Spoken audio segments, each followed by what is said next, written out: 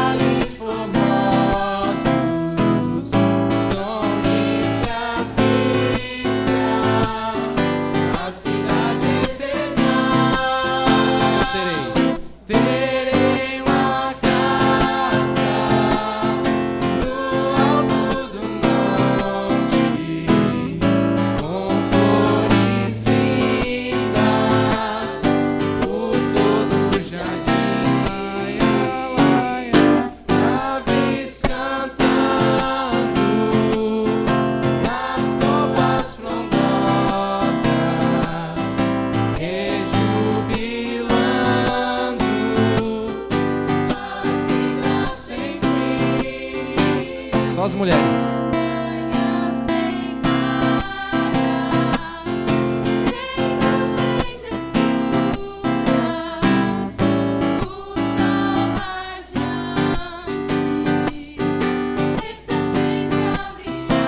E os homens agora?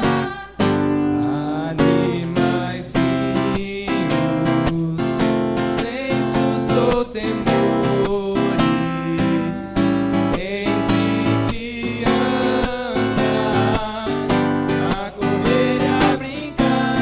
Toda a igreja.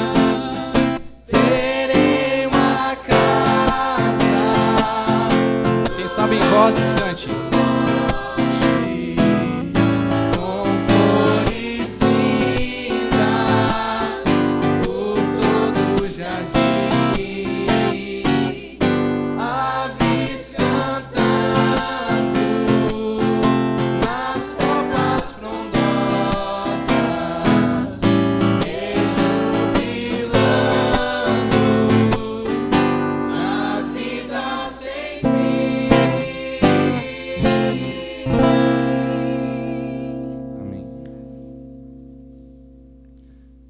Em continuação ao nosso louvor ao nosso Deus, vamos cantar a música O Poder do Amor.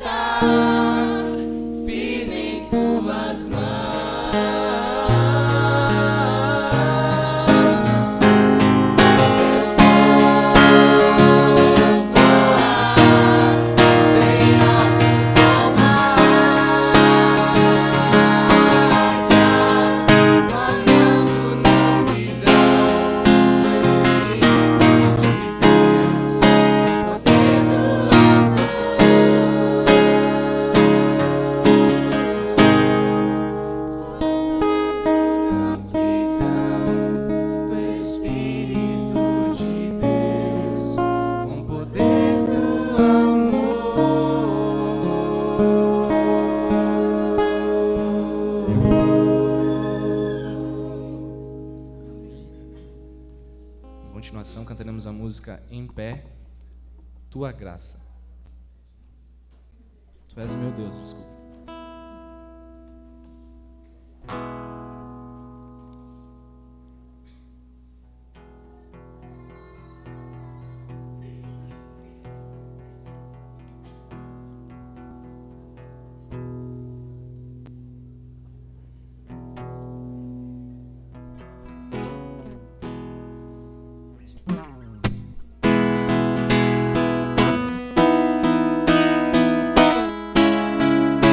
Enquanto ele acha a letra e ele toca uma pequena introdução, cumprimente pelo menos 3 pessoas que estão na igreja, as pessoas que chegaram há pouco, que entraram agora. Então cumprimente seu vizinho.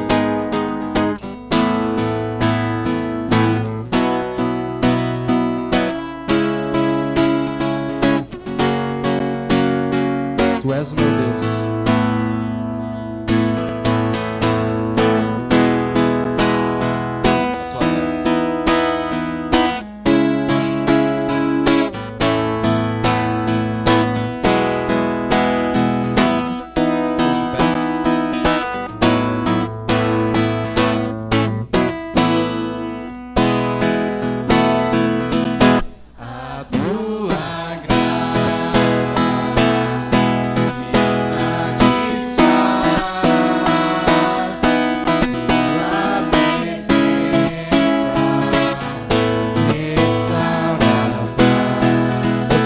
Só esse lado aqui da igreja. A tua graça me satisfaz. Estou ouvindo vocês.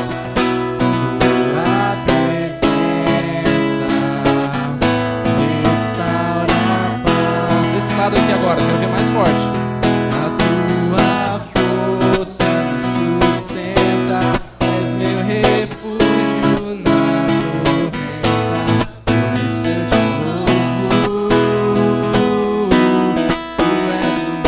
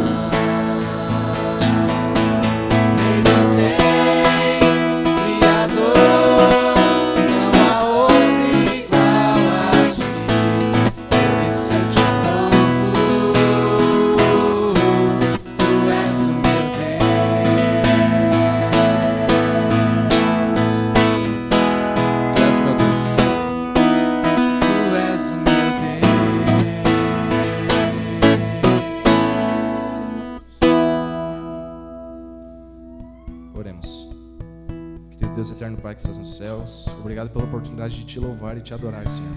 Obrigado porque estamos bem, com saúde e vivos aqui na sua casa. Que todo o nosso louvor seja para ti, Senhor. Que tudo que venha a ser falado pelo pastor possa ser de encontro aos nossos corações e possamos aprender muito mais sobre ti. Nos abençoe nessa noite, durante essa semana. Isso que eu lhe peço e agradeço em nome de Jesus. Amém.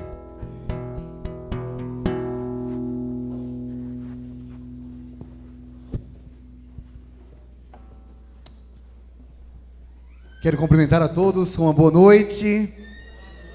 Que bom reencontrá-los, né? Ontem à noite foi uma noite linda de muitas decisões. E eu sou muito grato a Deus por tudo aquilo que Deus tem feito entre nós durante esta semana. Saímos daqui um pouquinho depois do horário normal, mas certamente com a certeza de que Deus falou poderosamente ao nosso coração. Irmãos, nós estamos nos preparando para uma cerimônia de renovação espiritual que acontecerá na sexta-feira, a nossa Santa Ceia, não é?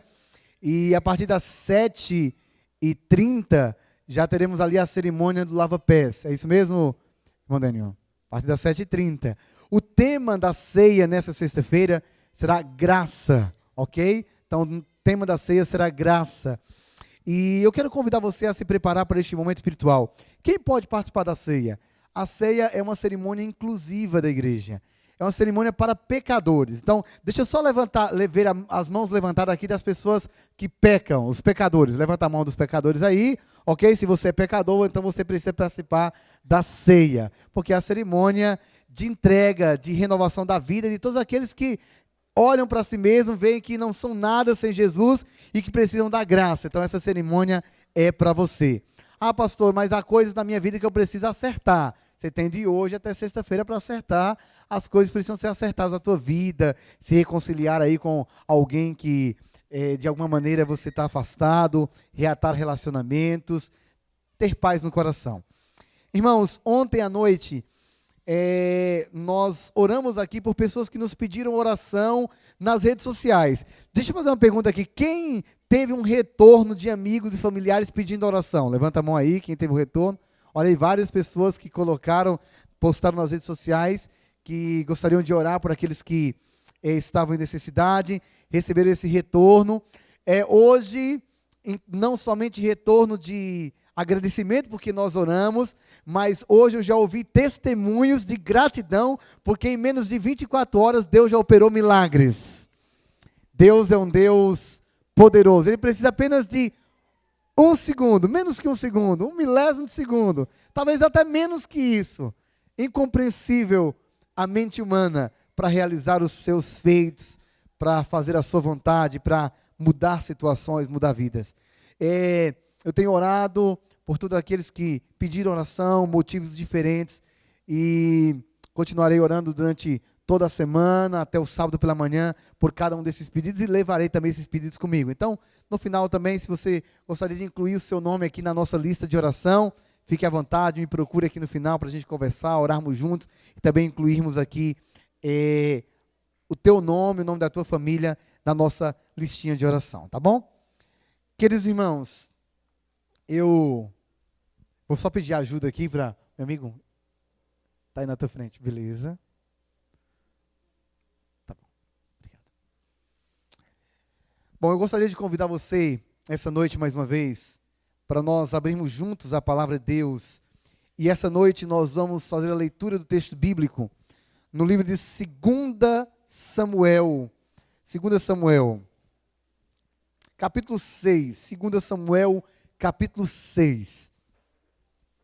2 Samuel, capítulo 6.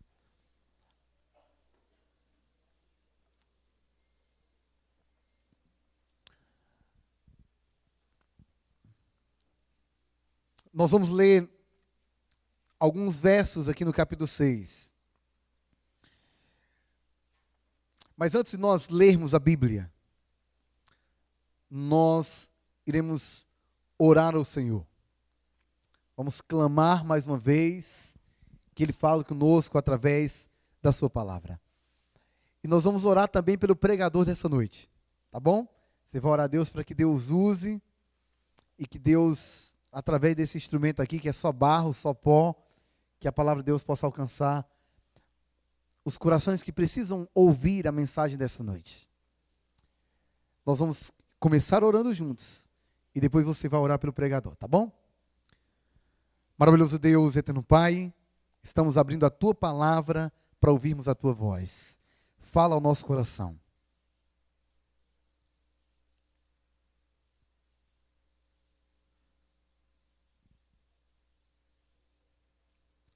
Amém. 2 Samuel, capítulo 6.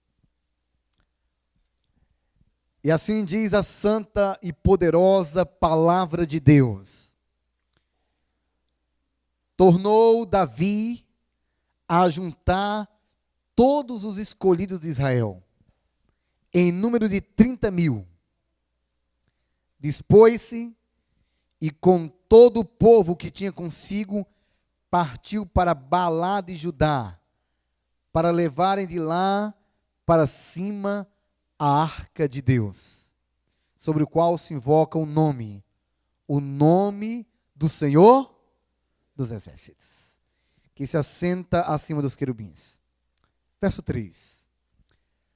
Puseram a arca de Deus num carro novo e levaram da casa de Abinadab, que estava no outeiro, e Uzar e Aiô, filhos de Abinadab, guiaram o carro novo. Levaram-no com a arca de Deus, da casa de Abinadab, que estava no outeiro, e Aiô e Uzar adiante da arca. Verso 5.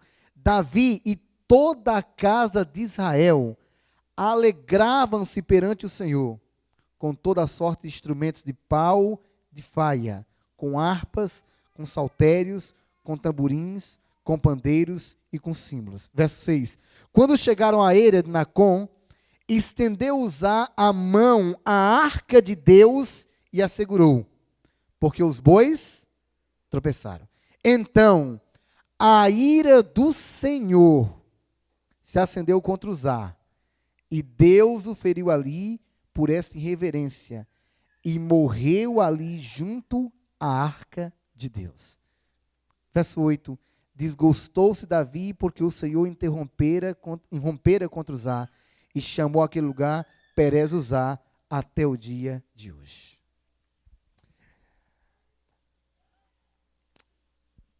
Essa é uma das passagens da Bíblia mais fortes do Antigo Testamento. E eu preguei essa mensagem algumas vezes. E eu confesso para vocês que todas as vezes antes de pregar, 2 Samuel, capítulo 6, eu me coloco em oração diante de Deus, dizendo: Senhor Deus, não permita que eu fale aquilo que eu quero falar, mas coloca as palavras na minha boca. Porque é uma mensagem de repreensão muito forte para os nossos dias. Antes de entrar no texto bíblico, eu quero contar para vocês algumas situações inusitadas que já aconteceram comigo visitando irmãos da igreja. Nem sempre a visita que um pastor vai fazer a uma família é uma visita tranquila, né? Hoje eu tive o privilégio de passar ali algum tempo com a família da irmã Ivonete, foi uma bênção, né? Dona Marta, com a Carol, foi muito bom. Mas nem sempre a visita de um pastor a uma família é agradável. Eu já fui visitar famílias para separar a briga de casal, né? Tava lá um casal brigando e tal, e eu fui lá para separar a briga. Tomei porrada, bateram em mim, né? Eu cheguei lá para depois eles falaram: não, pastor, deixa a gente brigar sozinho, que isso é muito violento. E fui embora, eu fui separá-los.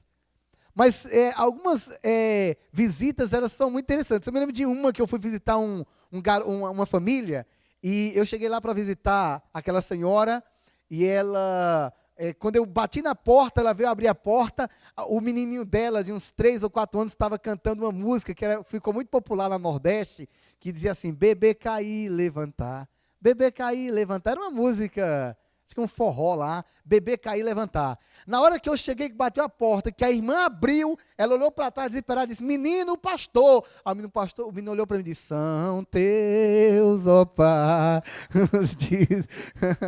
Ele mudou a música na hora, né? Mudou a música na hora. Mas nenhuma visita foi tão engraçada quanto o dia que uma irmã me convidou para ir visitar, para conversar com os 2 filhos. Ela tinha 2 filhos e os garotos brigavam demais. Não sei se aqui tem algum irmão que já brigou pelo controle remoto. Já brigou pelo controle remoto? Na tua casa tem alguém que briga pelo controle remoto? Ok. E eu fui então conversar, visitar uma irmã que tinha 2 filhos, uma garota e um rapaz. E os 2 brigavam, parecia assim a terceira guerra mundial em uma casa de 4 cômodos. E eles brigavam, e um corria atrás do outro, jogava sandália, jogavam o próprio controle remoto, travesseiro, e prendia o outro no quarto, e segurava o outro no quarto ali. E era assim uma confusão tremenda. Aí ela falou assim: pastor, eu quero que você converse com meus filhos. O problema é o seguinte, pastor, eles ficam só brigando o tempo todo. Eu falei: e qual é o motivo principal da briga, minha irmã? O controle remoto. Eu falei: tá tudo bem, vamos lá agora. Chegamos lá na sala, sentou ele de um lado, ela do outro, um já começou a bater o travesseiro no outro, e aquele desespero, e eu disse assim: irmãos, vamos orar. E o negócio estava tão difícil que eu falei: irmãos, vamos fazer o seguinte, vamos fazer uma leitura bíblica, Salmo 91, que tem poder, o Salmo 91, vamos cantar Castelo Forte aqui, irmã, porque o negócio aqui está difícil. Ela falou: não, pastor, o problema aqui só é um. Falei: qual é o problema, irmã? O controle remoto. Falei: cadê o controle? Que eu vou orar por ele. Peguei o controle remoto, isso aqui, jovens, vocês estão brigando por causa desse controle aqui. É, pastor, porque ela quer só assistir as coisas dela. É, pastor, porque ele fica só mudando de canal e não para quieto. Falei: o problema é o controle? O problema é o controle, pastor. Então tá tudo bem. Peguei o controle aqui, vou orar por ele. Aí juntei ali a família e falei: Senhor Deus, abençoe, que acaba a briga, contenda, essa disputa aqui pelo controle remoto. E aí terminei a oração, botei o controle no bolso e fui saindo. A irmã falou assim: mas pastor, como assim? Eu falei: não, irmão, o problema é o controle remoto. A Bíblia diz que se tua mão te faz pecar, corta. Se teu olho te faz pecar, fura o olho. Se tua língua está te fazendo pecar, corta. Então, se o controle remoto está fazendo vocês 2 pecarem, eu vou levar o controle remoto embora. E aí eu saí de casa, nem falei nada, levei o controle remoto. Aí alguns dias depois, a irmã ligou para mim: pastor, traga o controle remoto de volta, que a briga está pior do que na época do controle. Disse: Jesus Cristo. Amigos, sabe qual é o grande problema da vida? É que a gente sempre está com o controle remoto na mão. E sabe qual é o grande perigo? É quando nós assumimos o controle. Você concorda comigo? Tem gente que tem até algumas áreas da psicologia que dizem assim: olha, o homem tem que ter o controle da sua vida. Ele tem que dizer para onde vai, o que quer fazer. Mas a verdade é que quando nós pensamos na área espiritual da vida, o maior perigo é ter o controle remoto na mão. Aí talvez você diga assim: pastor, já vai dizer que o diabo e Deus estão brigando pelo controle remoto da nossa vida. Eu vou dizer uma coisa para você: o inimigo não briga para tomar o controle da tua vida. Porque ele sabe que você faz tanta besteira na vida que você mesmo consegue se enroscar e viver longe de Deus. O maior desespero do inimigo é quando ele percebe que a gente renuncia ao controle e coloca o controle nas mãos de Deus. Aí ele fica desesperado. Enquanto a nossa vida está sob o controle de nós mesmos, quando nós estamos no controle, o inimigo não está nem aí. Mas quando nós dizemos assim: olha, eu vou colocar agora a minha vida sobre o controle de Deus, aí o inimigo fica completamente revoltado. Ele não suporta imaginar ou pensar que a nossa vida está sob o controle de Deus, que Deus está no controle da nossa vida. Uzar e Aiô. Você já ouviu sobre eles? Quem eram esses 2 jovens? Filhos de um sacerdote chamado Abinadab. Eu desafio você a conhecer um pouco mais sobre a história da Arca da Aliança. A Arca da Aliança era símbolo da presença de Deus. Quantos creem que Deus está presente aqui esta noite? Digam amém. Nós sabemos que Deus está presente. E essa promessa foi dada por Jesus: eu vou, mas vos enviarei o Consolador, O Espírito Santo está entre nós. Mas nos dias de Israel, o símbolo da presença de Deus era a Arca da Aliança. E possivelmente você conhece a história. A arca foi levada de Jerusalém. Os filisteus temeram a arca e mandaram a arca de volta. No caminho tentaram abrir a arca e uma maldição veio sobre aquela terra e milhares morreram por irreverência à arca. E finalmente a arca foi para a casa de um sacerdote chamado Abinadab. Quando Davi assumiu o reinado de Israel, Davi disse: olha, eu preciso trazer a arca para Jerusalém. Onde a arca está? E disseram para ele: olha, a arca está na casa de Abinadab. Então Davi reuniu o exército e o povo foi com ele buscar a arca na casa de Abinadab, onde a arca estava. Há algumas informações diferentes sobre quanto tempo a arca ficou na casa de Abinadab. Alguns historiadores dizem que foi 50 anos. Alguns outros que foram 40 anos. Ellen White, ela chega a afirmar que em torno de 20 anos a arca ficou na casa de Abinadab. Durante 20 anos foi na casa de Abinadab a locação da presença de Deus, porque ali estava a arca da aliança. Irmãos, o que tinha dentro da arca? Vamos lá, as tábuas dos 10 mandamentos, o que mais? Tinha maná e tinha mais o quê? A vara de Arão, que floresceu dentro da arca. E a arca era símbolo da presença de Deus, símbolo da presença de Deus. Ficou ali então alguns anos na casa de Abinadab. E então agora Davi vai buscar a arca da aliança com os exércitos e com o povo para trazer para Jerusalém. Davi era alguém apaixonado por Deus. Quando a gente lê a história de Davi, embora Davi fracassou, caiu algumas vezes, mas dá para perceber que Davi era um apaixonado por Deus. Davi tinha paixão pelas coisas espirituais. E Davi sabia que a arca, como símbolo da presença de Deus, precisava estar em Jerusalém. E agora Davi vai até a casa de Abinadab buscar a arca. E quando Davi se aproxima da casa de Abinadab com todo o povo, para pegar a arca, Davi então deve ter discutido, dialogado ali com Abinadab sobre levar a arca. E Abinadab então diz: ok, vamos levar a arca para Jerusalém, está muito tempo aqui na minha casa. Eu tenho 2 filhos, filhos de sacerdote. E Levítico orientara que, o livro Levítico orientava que os sacerdotes deveriam carregar a arca. Quem deveria transportar a arca de um lugar para outro? Sacerdote. E como é que eles deveriam transportar a arca? Com varas, ok? Então ali estava a arca, e eles deveriam transportar a arca com varas.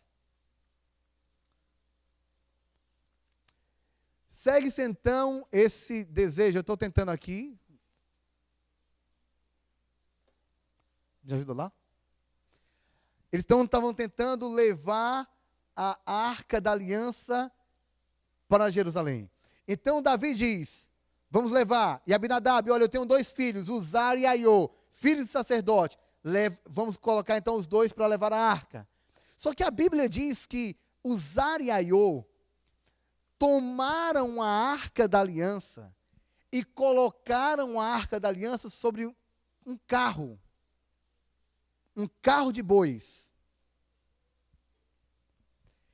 E agora Uzar e Aiô iam do lado do carro de bois, transportando a arca. Como é que eles deveriam mesmo levar a arca? Quem deveria levar? Eles estavam levando como? Em um carro de bois. E finalmente, depois de uma parte da caminhada,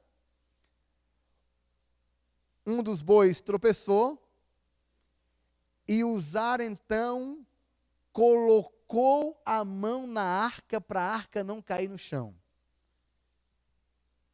E a Bíblia diz que Deus irrompeu contra Uzá, e Uzá morreu ali mesmo. Essa imagem que está na tela é de um castelo. Um homem muito rico, lá de Pernambuco, decidiu construir esse castelo, homenageando todas as grandes religiões da terra. Há muitos elementos nesse castelo que são da cultura hebraica. Não na parte externa possivelmente está só a estrela de Davi, não sei se é possível ver. Mas na parte interna há várias referências à cultura hebraica. Várias referências. E, inclusive, referências ao templo que foi construído em Jerusalém, onde mais tarde a arca foi colocada. Na mesma cidade que tem esse castelo que homenageia as grandes religiões, tem esse mirante. Esse mirante, ele foi construído e do lado deste mirante tem uma pedra e uma pequena caverna, onde se acredita que se apareceu uma santa nesse local. Esse lugar é reverenciado. As pessoas migram para este local de adoração para adorar uma santa que, segundo a tradição, apareceu ali. No Brasil, nós temos vários lugares de peregrinação. Por exemplo, Aparecida, em São Paulo, é um lugar de peregrinação. Juazeiro do Norte, Aparecida por Nossa Senhora Aparecida, Juazeiro do Norte, no Ceará, há uma condição religiosa através da história de Padre Cícero. Canindé, também no Ceará, é um outro lugar de migração, tem também, São Francisco, não estou enganado, em Canindé. Em Goiás também tem um lugar de grande peregrinação religiosa. Possivelmente aqui em Santa Catarina tem algum lugar onde as pessoas peregrinam para essa vivência espiritual. Santiago de Compostela é um lugar muito famoso no mundo de migração espiritual. Você tem Jerusalém, um lugar onde as pessoas também vão para ter uma experiência espiritual. Meca, você tem na Índia também lugares de migração espiritual. A parte, essa tendência que nós temos como seres humanos para a espiritualidade está viva. Não tem como negar que nós fomos criados para ser adoradores. Nós sempre adoramos alguma coisa, ou sempre adoramos algo. No coração humano há um lugar para a adoração. Adoração. Mesmo que não existisse Deus ou uma verdade bíblica, ainda assim nós teríamos uma humanidade com o coração voltada à adoração. Há uma canção recente do Arte Trio que fala que nós somos criados para adorar. E nós somos criados para sermos verdadeiros adoradores. E eu creio, queridos irmãos, pela fé, que Deus está levantando, no último momento da história desse mundo, uma nova geração de adoradores. E o tema central de Apocalipse é a adoração. Nós temos aqui na igreja o irmão João, que gosta muito do livro de Apocalipse, não é? Irmão João, ele até estava me falando de algumas pessoas que foram alcançadas através do estudo do livro de Apocalipse. Eu conheço um deles, um estudante de teologia lá do IAN, o Ivan Meira, que foi alcançado aí pelo irmão João através do estudo do livro do Apocalipse. Em Apocalipse, há um convite para adorar. E adorar a quem, irmãos? Há um convite para adorar a Deus. Mas em contrapartida, há também um convite para adorar o inimigo, a besta. E são contrafações. Então, o tema da adoração é um tema presente. E a adoração é dar uma resposta ao convite de Deus. Aí talvez você olhe assim, pastor, mas Uzá, ele colocou a mão na arca para que a arca não caísse no chão e não quebrasse. Foi para preservar a arca do Senhor que Uzá colocou a mão. Mas será que essa é a verdade sobre a história de Uzá? Aí está uma imagem da arca da aliança, símbolo da presença de Deus. Agora, qual foi realmente o verdadeiro motivo pelo qual Uzá colocou a mão na arca? Para entender melhor isso, Ellen White traz um quadro dessa história. E ela dá alguns detalhes interessantes sobre a história. Primeiro, ela diz que para Uzá e Aiô, o santo havia se tornado monótono. Uzá e Aiô cresceram com a arca dentro de casa. Ali estava a arca da aliança. Então eu imagino Uzá e Aiô acordando de manhã, tirando o seu pijama, vindo para a mesa tomar café e passando do lado da arca. Assim que a arca chegou, havia muita reverência. E eles passavam e diziam, aqui está a arca. E a arca é símbolo da presença de Deus. Não vamos tocar. Mas o tempo foi passando e a arca foi empoeirando dentro da casa de Abinadab. O tempo foi passando e o santo foi se tornando monótono. Não era mais novidade a arca do Senhor estar na casa deles. Então eles perderam a noção de santidade que havia na arca. O santo se tornou comum. O santo se tornou comum. Eu queria que você olhasse aqui para os meus olhos azuis aqui essa noite. Olha para mim aqui. Será que em nossa vida, o santo algumas vezes não está se tornando comum para nós? Nós estamos vivendo num tempo e diante de uma geração que não dá mais valor às coisas santas. Por exemplo, eu vou começar falando sobre o sábado. O sábado, irmãos, é santo sim ou não? Sábado é santo. E por que nós estamos abrindo tantas concessões em relação ao sábado?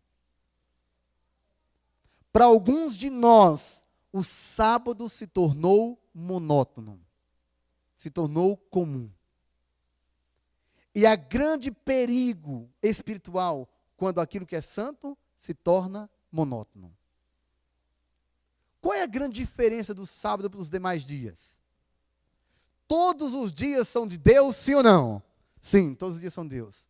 Mas ele diz assim, olha, o sétimo dia é diferente. Lembra-te do dia de sábado para santificar. Santo. Sinal entre Deus e o homem. Mas para muitos de nós, o sábado tem se tornado monótono. Comum. Talvez você diga assim, pastor, mas espera aí, eu não trabalho no sábado, eu não negocio isso. Eu não trabalho. E eu não vou no sábado, não abro mão do sábado de forma alguma. Mas o que você lê é igual de todos os dias. A conversa que você tem no WhatsApp é igual de todos os dias. O que você vê na internet é igual de todos os dias. A comida é igual de todos os dias. A roupa é igual de todos os dias. Será que o sábado não está se tornando comum demais para alguns de nós? Antigamente, quando eu cheguei na igreja, há 20 anos atrás, mais de 20 anos atrás, quando se falava do sábado, se dizia o santo sábado do Senhor. Aí alguns estão vivendo assim, ó, chega sexta-feira à tarde, aí o pessoal da faculdade desesperado, porque tem um monte de coisa para resolver antes de chegar o sábado. Então, para alguns, o sábado está começando aí umas 8, 9 da noite. Já nem faz mais pôr do sol, é pôr da lua agora. Agora, quando é no sábado à tarde, não termina 9 da noite o sábado. Quando dá mais ou menos umas 5h30, 6 horas, já está desesperado para chegar logo o dia para poder fazer tudo que é para fazer. Para um pouquinho para pensar, será que não tem alguma coisa errada nisso aí? Será que nós não estamos tratando aquilo que é santo como se fosse comum? O papo é igual, tudo é igual. Sabe um outro assunto também, irmãos, que a gente precisa parar para pensar? Como é que nós estamos lidando com dinheiro? Dinheiro é coisa santa, sim ou não? Sim. É coisa santa ou não, irmãos? Dinheiro é santo ou não? Quanto do nosso dinheiro é santo? 10% ou todo o nosso dinheiro é santo? Todo o nosso dinheiro é santo. Ok? A gente devolve 10% como dízimo. Alguns têm aberto mão da fidelidade a Deus e têm achado que o dinheiro é uma coisa comum. Não, eu vou gastar aqui para o meu benefício, para aquilo que é o meu projeto de vida, e não está muito preocupado em manter essa santidade do dinheiro. Mas, por exemplo, sabe um indicativo bíblico sobre o dinheiro? A Bíblia diz assim, ó, não gastai com aquilo que não é pão. Algumas vezes nós usamos mal o dinheiro. E geralmente, quem usa mal o dinheiro não separa para Deus aquilo que é dele. Dívidas. Compra o que não precisa com dinheiro que não tem. E tem muita gente nos nossos dias aqui que precisa fazer reconciliação financeira com Deus. Porque Deus não está sendo a prioridade. Eu estou falando do sábado, eu estou falando do dinheiro. Ontem à noite falei um pouquinho do corpo. Mas a Bíblia diz que o corpo é templo do Espírito Santo. Se é templo do Espírito Santo, é santo sim ou não? O que é que nós estamos fazendo com o nosso corpo? Só um pouquinho para a gente pensar. Pastor, mas é difícil colocar a santidade em primeiro lugar. É difícil. Não é fácil dizer sim para a santidade. É difícil. Eu queria que os meninos me ajudassem aqui. Tem um texto de Ellen G. White, que está no próximo slide, se possível, que eu gostaria de apresentar para vocês. Olha o que Ellen G. White diz nessa citação. Ellen G. White, em Patriarcas e Profetas, página 520, ela diz assim, ó. Assim, no trazer da arca de Kiriat Jearim, houve uma desatenção direta e indesculpável às determinações do Senhor. Sabe qual é a grande marca dessa geração? Desatenção direta e indesculpável às determinações do Senhor. Parece que nós estamos vivendo e não estamos percebendo que não há mais tempo de nós brincarmos com as coisas espirituais. Deixa eu ilustrar isso aqui. Vem cá essa cadeira, me traz essa cadeira para mim. Deixa eu chamar aqui um casal voluntário. Deixa eu chamar o Guilherme, que eu já tive contato com ele, fica mais fácil, porque eu conheci o Guilherme, já fui na casa ali do sogro, vai ficar mais fácil. Guilherme, vem cá. Você é um cara atento? Cara atento? Mais ou menos, cara atento. Você já caçou alguma vez? Nunca caçou. Não sei se alguém aqui já caçou, quando não era adventista e tal, mas geralmente a presa ela é atingida no momento de desatenção. O caçador fica tentando encontrar o momento que a presa está desatenta e aí ele atira. E algumas vezes nós estamos desatentos. Quer ver um exemplo? Olha aqui, irmãos. Como é que funciona? Não, você não vai ser a casa. Nós vamos ilustrar de outra maneira. Presta atenção. Aqui está essa cadeira, ok? Qual é o nome da tua esposa? Daniela. E da tua filhinha? Helena e Daniela, ok. E da tua sogra?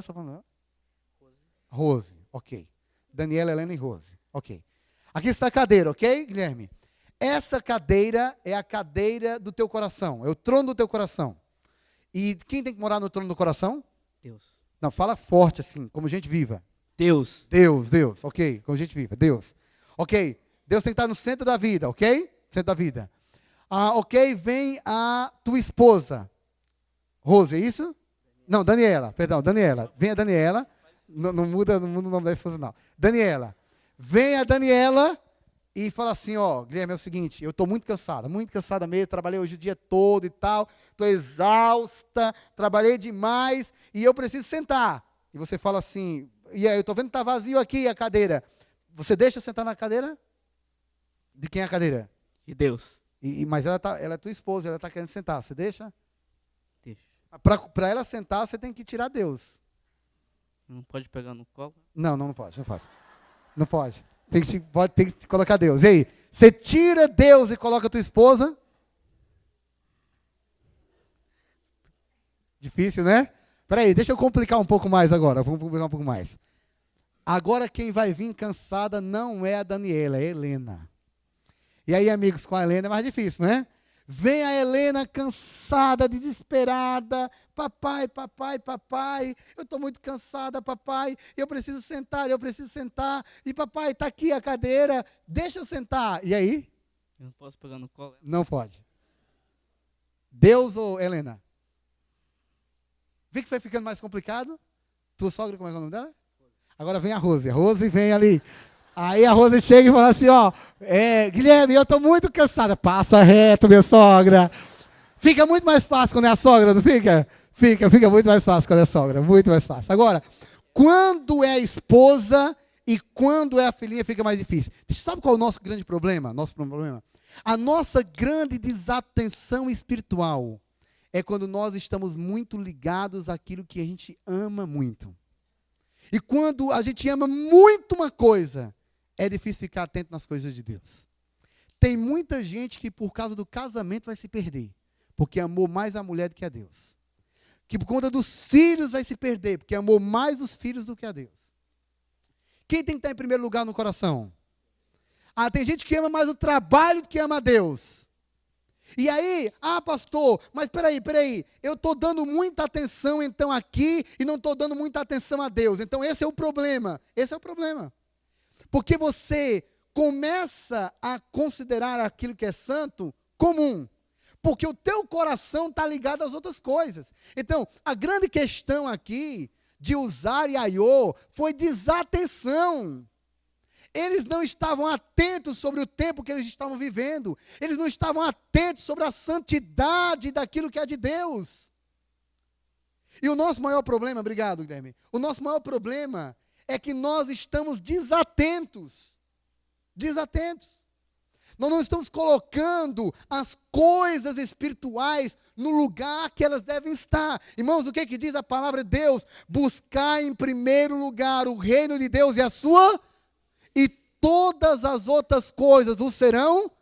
Mas por que a gente vai deixando para depois? Porque nós estamos desatentos. E a nossa falta de atenção com a santidade de Deus está nos levando a uma vida de perdição.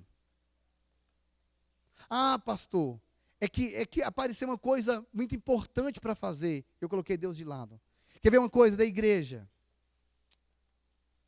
E eu vou falar aqui, irmãos, não é com vocês que estão aqui.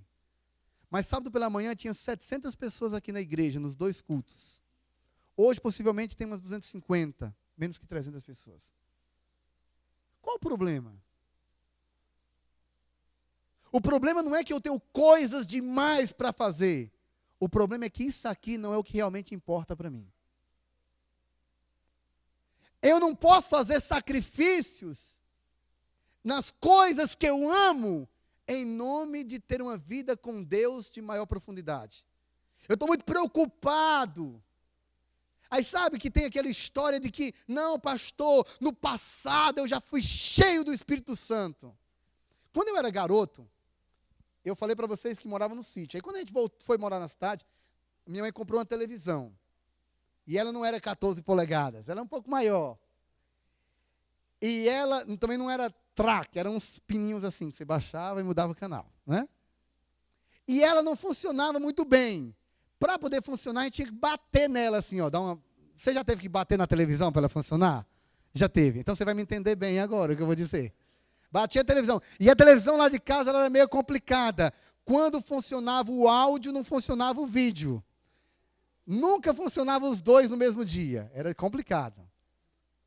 Mas tem uma coisa que eu nunca vou esquecer daquela televisão. Eu ia na TV, desligava a TV, track. Aí a televisão começava a desligar, mas não apagava tudo. Aí você ia no quarto, quando você voltava, ainda estava desligando a televisão. Você ia na geladeira, pegava uma coisa, voltava, ainda estava desligando. Dava vontade de colocar a mão em cima da televisão e dizer assim, está repreendido, em nome de Jesus. O que é que tem aqui dentro dessa televisão? Aquilo ali se chama luz residual. ficava energia no sistema. E a luz continuava a ser projetada durante alguns minutos. Você desliga o projetor de vídeo, os novos hoje já desligam de uma vez. Aqueles projetores de slides, irmão João, que a gente usava para fazer o curso lá, você se lembra dele? Ok? Demorava a desligar, não é? Você demorava a desligar. Algumas lâmpadas também. Luz residual. A luz não desliga tudo de uma vez. E tem muito jovem na igreja vivendo de luz residual. E outros que não são jovens também. E eles batem no peito, falam assim, pastor, porque no passado eu era muito comprometido com Jesus, eu fazia um trabalho lindo para Deus. Eu não sei se contei aqui para vocês no sábado que um irmão falou assim para mim, pastor, eu tenho 40 anos servindo na igreja já, pastor, já combati o bom combate, guardei a fé, estou parando, vou dar agora oportunidade para os novos jovens. Pastor, combati o bom combate, já dei a minha contribuição. Falei assim, irmão, o senhor vai morrer quando? Ele falou assim, como assim, pastor? O senhor vai morrer quando? Porque Paulo, quando disse, combati o bom combate, guardei a fé, tinha uma espada no pescoço dele. A gente só pode parar quando morrer.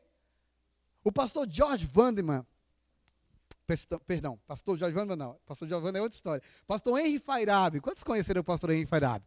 Alguns talvez a conheceram até pessoalmente o pastor Henry. Ele foi missionário aqui no Brasil, cantou no Araus, foi orador da Voz da Profecia.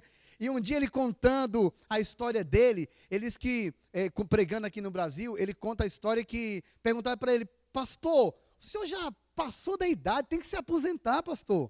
Para de trabalhar. Ele não tinha mais uma perna, né? Cortou a perna, andava com a perna de madeira. De vez em quando ele levantava e mostrava assim para os irmãos. Chegou até a pregar com a Bíblia em cima da perna de madeira dele. E ele disse assim, olha, eu já fiz um acordo com Deus. No dia que o diabo parar de trabalhar, eu paro também. Quando ele parar de trabalhar, eu paro. Mas enquanto o inimigo estiver trabalhando, eu não posso parar. Irmãos, tem muita gente vivendo de luz residual. Porque no passado eu fui evangelista. Porque no passado eu preguei. Porque no passado eu tinha uma vida espiritual intensa. Porque no passado eu fui para a Missão Caleb.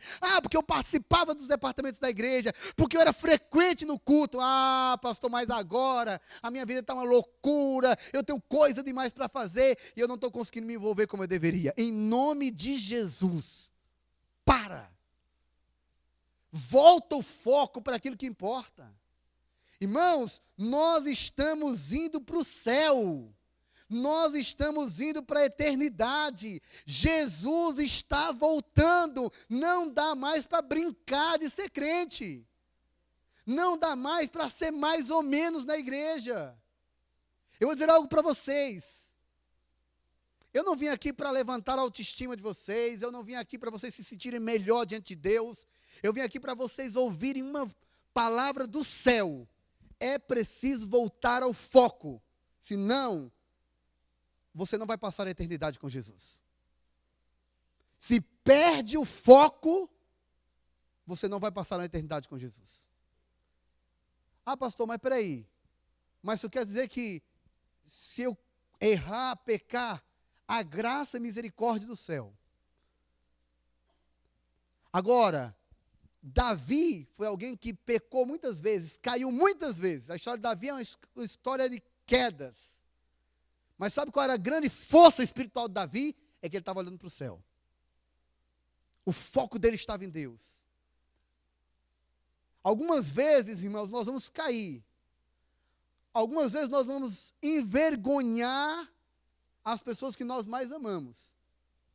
Nós vamos cair nos nossos pecados e nas tentações do inimigo. Mas é preciso levantar e continuar com os olhos focados no céu. Focados em Deus. Não dá para ficar desatento. E é hora de consertar a vida mesmo. Algumas semanas atrás, em Ruanda, a igreja batizou 90 mil pessoas em um final de semana. Você diz amém por isso? Nós temos um país da Europa, ou país da África, agora, recente, que um paizinho pequeno de cerca de 3 milhões de habitantes, que já tem mais de 1 milhão de adventistas. Eles estão fazendo a obra lá. Eles estão focados. Em vários lugares no Brasil e no mundo, Deus está fazendo a obra. Você acha que Deus está parado no tempo? Você acha que vai demorar? Jovens têm se levantado em todos os lugares e indo para as missões. Eu estou com um amigo agora, missionário na Mongólia. Eu tenho um casal de amigos que está no Iraque. Eles largaram tudo e foram para o Iraque, porque eles sabem que se a minha mensagem não for pregada no Iraque, Jesus não vai voltar. E Deus está mandando missionários. E enquanto você está aí desatento, trabalhando para você mesmo, focado nas coisas deste mundo, tem missionários se levantando, indo pregar. E muitos só verão a volta e só perceberão que Jesus está voltando quando com poder e grande glória Ele vir nas nuvens dos céus. E aí, irmão, não dá mais tempo de tomar decisões. Por isso é preciso voltar para o foco. Qual era o problema de usar Iaiô? É que eles tornaram o santo comum. O monótono, o santo se tornou monótono. O santo se tornou comum. Eles começaram a achar que, bom, a presença de Deus, os alertas de Deus, os avisos de Deus.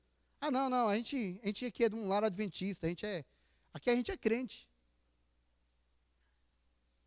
Está tudo certo. Quando na verdade eles estavam fora do foco. E por essa desatenção, como diz Ellen G. White, desatenção, Uzá foi morto. Muitos estarão nas fileiras da igreja, mas não estarão nas mansões celestiais. Porque o coração estava na igreja, mas a vida estava no mundo. Irmãos, será que não já chegou o tempo de a gente se atentar? De parar de viver das conquistas espirituais do passado? De parar de viver das vitórias espirituais que nós tivemos quando nós chegamos no primeiro amor? E clamar a Deus para Deus reacender esse primeiro amor no nosso coração? Para Ele colocar força, desejo sincero pela eternidade.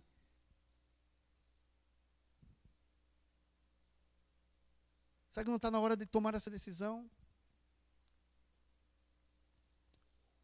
Eu quero convidar a pessoa que vai cantar hoje à noite. Essa música fala sobre perdão. Você sabe que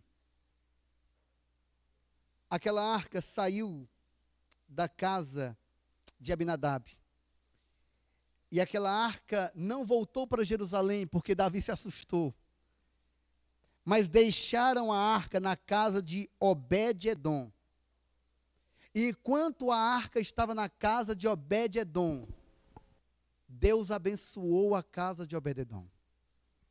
Eu falava para um casal hoje à tarde, numa conversa, a bênção vai vir, mas vocês precisam fazer as decisões, as escolhas certas.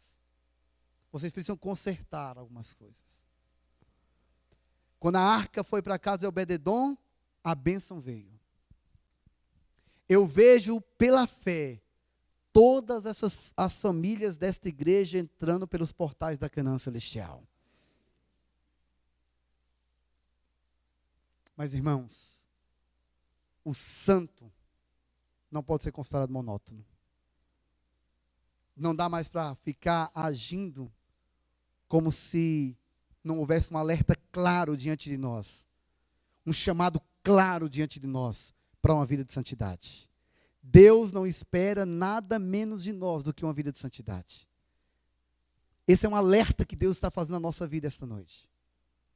Cada um de nós, ontem à noite, confessou a Deus aquilo que precisava ser transformado. Pecados que precisavam ser abandonados.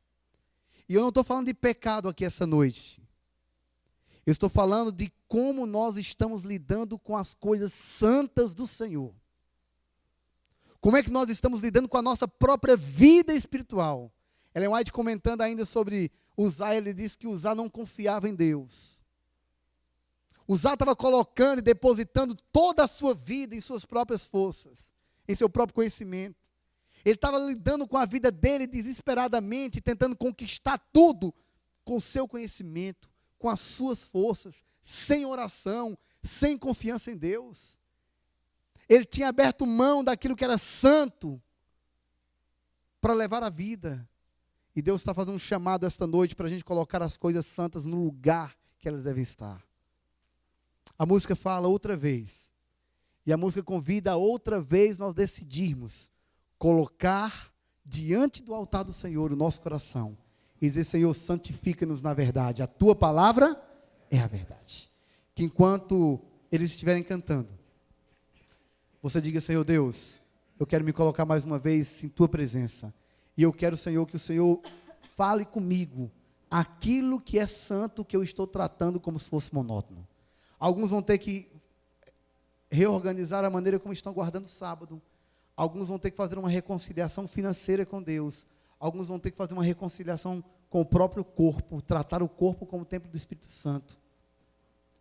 Talvez aqui tenha alguém que está semanas sem ler a Bíblia, semanas sem orar, vai ter que voltar a ter hábitos espirituais. Em nome de Jesus, não perca o foco. Volte para Deus essa noite.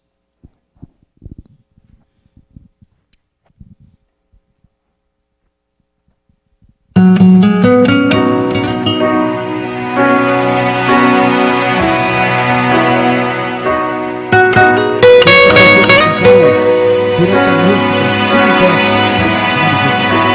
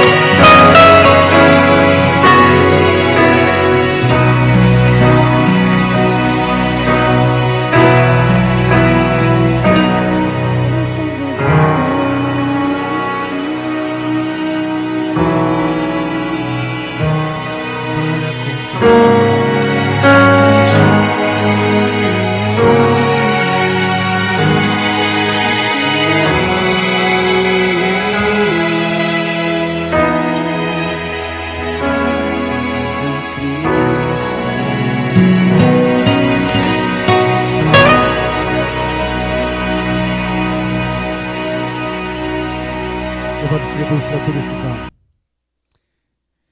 Eu aprendi com um grande líder de mordomia da igreja que existem 5 áreas da vida.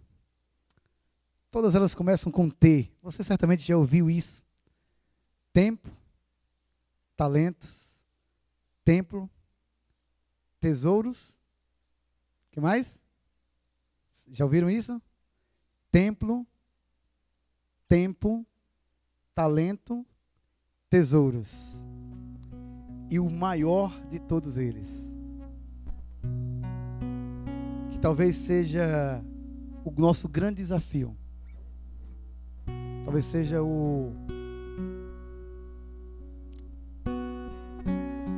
a maneira como nós temos menos percebido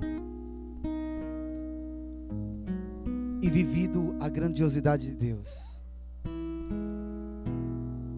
que é testemunhar. Sabe, amigos, se nós vivermos uma vida de verdade com Deus, se nós vivermos uma vida de comunhão com Deus plena, a gente nem vai precisar pregar muito com as palavras. Você concorda comigo? Porque a nossa própria vida vai ser o grande testemunho que o mundo precisa ouvir. O primeiro slide da minha apresentação tinha assim: Deus em stand-by. Stand-by é modo de espera. É aquele momento ali quando você desliga a TV, mas que não está totalmente desligada. Apenas um clique, ela acende de novo. Nós não podemos deixar Deus na nossa vida em modo de espera. A gente precisa ligar. A gente precisa apertar o power. A gente precisa reacender a paixão por Deus em nosso coração. A paixão pela santidade de Deus. Com o tempo, com os talentos, com o templo que é o corpo, com os tesouros e com o testemunho. Que Deus abençoe cada um de nós. Sejamos sábios em decidir viver para Deus. Amanhã à noite eu vou trazer um testemunho lindo de uma garota. E uma outra garota com o mesmo nome vai vir cantar aqui amanhã à noite. Eu queria que você fizesse convite a pessoas que você ama e que você quer ver no céu e tomando uma decisão de entregar o coração a Jesus para estar aqui amanhã à noite. Tá bom? Um amigo do trabalho, da faculdade. Traz essa pessoa amanhã para ouvir sobre Jesus. Oremos. Maravilhoso Deus, a gente não quer perder o foco, Senhor. A gente quer ter uma vida de santidade. Nós não queremos cair no mesmo erro de tratar o santo como monótono, como comum. A gente quer, Senhor, ter esse sentido, essa percepção daquilo que é santo e viver plenamente a santidade em Ti. Nós queremos fazer parte, Senhor, dessa nova geração de adoradores que não vem à igreja, Senhor, para consumir, mas vem à igreja para exaltar o Teu nome, para glorificar o Teu nome, para cultuar o Teu nome.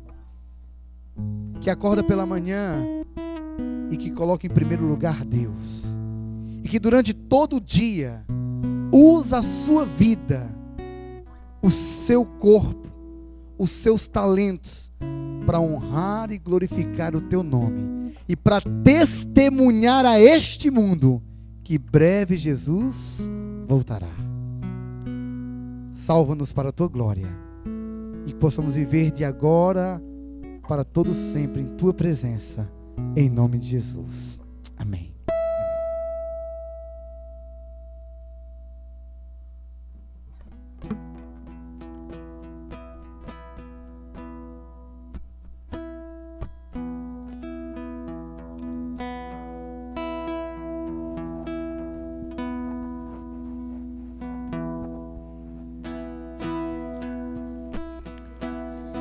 você possa voltar para sua casa hoje com Jesus no coração e com o convite de estar aqui amanhã, no mesmo horário, para partilharmos da mensagem.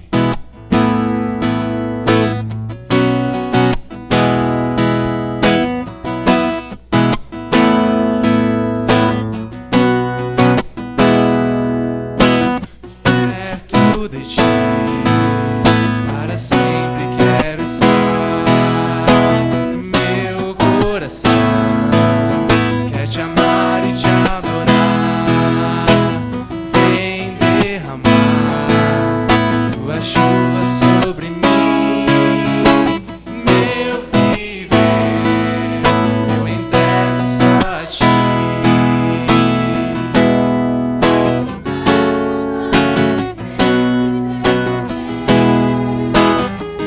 Derrama sobre mim teu Espírito e tua glória. Ensina-me o caminho para te encontrar. O meu querer hoje põe em teu altar. Perto de ti, para sempre quero estar. Meu coração quer te amar e te adorar. Vem derramar tua chuva sobre mim. Meu viver eu entrego só a ti. Ensina-me a cada dia a amar o meu irmão.